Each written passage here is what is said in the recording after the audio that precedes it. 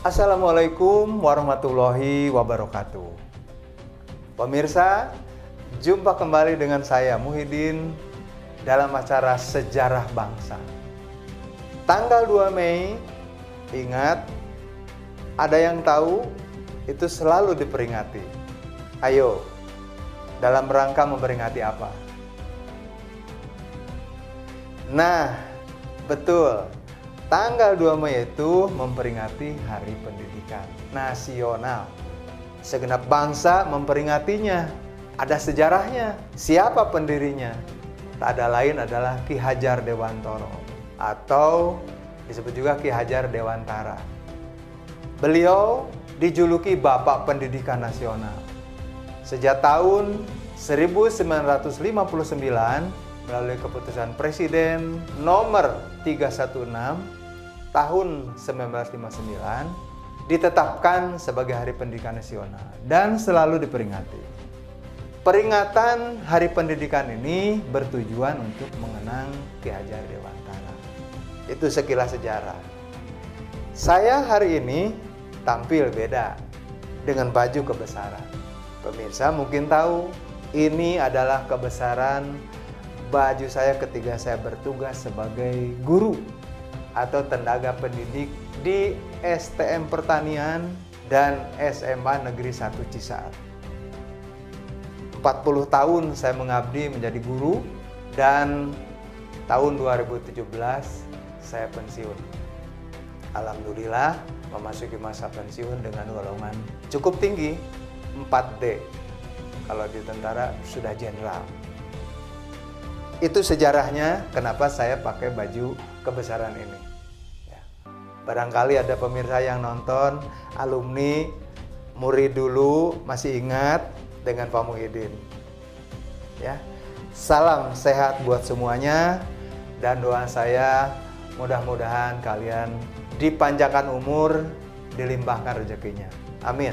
Ya Robbal Alamin. Baik pemirsa, kita lanjutkan mengenai sejarah pendidikan nasional. Informasi yang didapat pada tahun 2022 ini karena tanggal 2 Mei bertepatan dengan hari raya, maka peringatannya akan dilaksanakan secara nasional tanggal 13 Mei tahun 2022. Tentu setelah memasuki atau usai libur Hari Raya Idul Fitri. Peringatan Hari Pendidikan Nasional tadi disebutkan bertujuan untuk mengenang tokoh pendidikan yaitu Ki Hajar Dewantara. Pada umur 7 tahun sebetulnya Ki Hajar Dewantara ini mulai bersekolah di sekolah Belanda dan kemudian melanjutkan ke sekolah kedokteran. Namun karena beliau sakit lalu tidak menyelesaikan sekolahnya yang terakhir. Di usia 40 tahun Ki Hajar Dewantara ini mengganti nama dari Raden Mas dengan gelarnya kemudian berubah menjadi Ki Hajar Dewantara. Alasannya sangat masuk akal. Karena beliau ingin dekat dengan rakyat, ingin dekat dengan masyarakat, baik secara fisik maupun secara pergaulan. Karena keturunan bangsawan itu juga aturannya dilarang untuk bermain dengan masyarakat atau rakyat jelata. Itu luar biasa, hebatnya Ki Hajar Dewantara. Pada umur 40 tahun, itu berganti nama. Selama hidupnya dalam menempuh pendidikan, termasuk di usia 40 tahun, Ki Hajar Dewantara ini aktif menjadi wartawan. Dengan tulisan-tulisan yang tajam dan mengkritik pemerintahan Belanda, bahkan dalam bahasa sekarang memprovokasi rakyat agar mereka menjadi anti Belanda. Dan Ki Hajar Dewantara berhasil mempengaruhi masyarakat, mempengaruhi warga Indonesia, sebut saja begitu, sehingga terjadilah pemberontakan, penolakan terhadap Belanda. Protes yang muncul dari Ki Hajar Dewantara adalah menolak sistem pendidikan untuk bangsawan. Karena beliau berpikiran bahwa warga pribumi harus pandai. Karena itu beliau mengizinkan anak-anak untuk belajar. Ini luar biasa. Tujuannya agar warga pribumi ini menjadi pintar, cerdas, dan mampu membangun bangsanya. Tadi kenapa pribumi yang orang miskin, ekonominya rendah tidak boleh masuk sekolah? Yaitu aturan dari Belanda. Sehingga terjadi ketimpangan. Bangsawan sudah kaya raya, pendidikan maju, sementara sebagian besar rakyat atau warga pribumi waktu itu tidak boleh mengikuti pendidikan.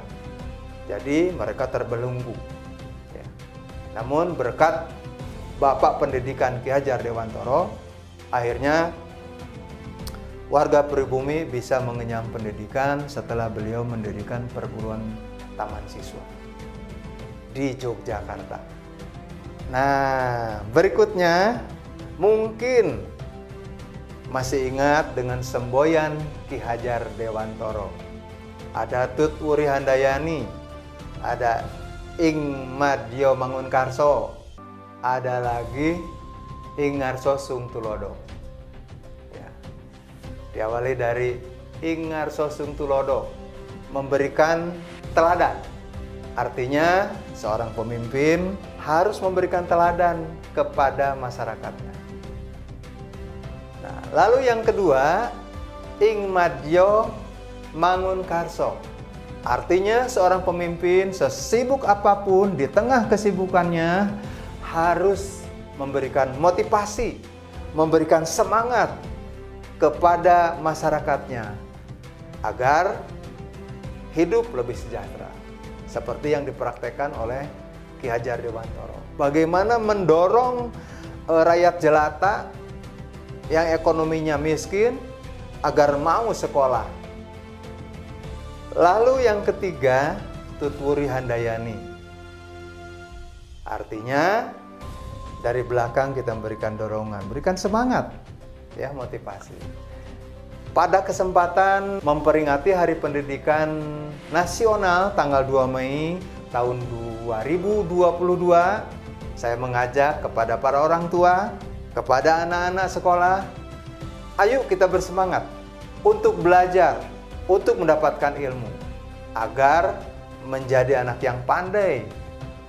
Orang tua harus mampu mendorong anak-anaknya untuk bersekolah. Hari ini, fakta di lapangan.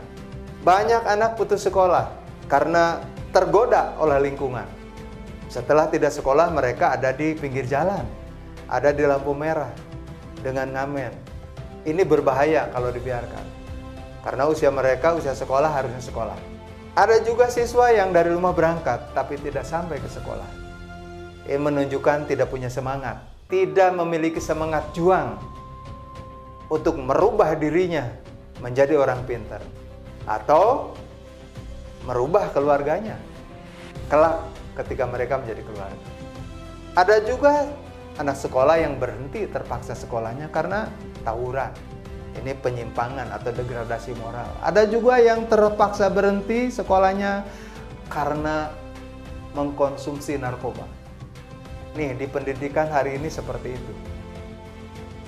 Dan sekali lagi orang tua harus memberikan contoh, memberikan teladan, memberikan dorongan, memberikan motivasi seperti yang diinginkan atau yang dikumandangkan oleh Ki Hajar Dewantoro. Agar anak-anak kita bisa berprestasi dan kemampuannya atau skillnya atau keterampilannya atau ilmu pengetahuannya dapat berguna untuk membangun bangsa dan negara. Oke pemirsa, pada kesempatan ini saya mengucapkan selamat Hari Pendidikan Nasional. Semoga pendidikan nasional kita lebih maju, berkualitas, yang didukung oleh para pelajar yang punya semangat belajar. Jangan bermalas-malasan. Terima kasih. Assalamualaikum warahmatullahi wabarakatuh.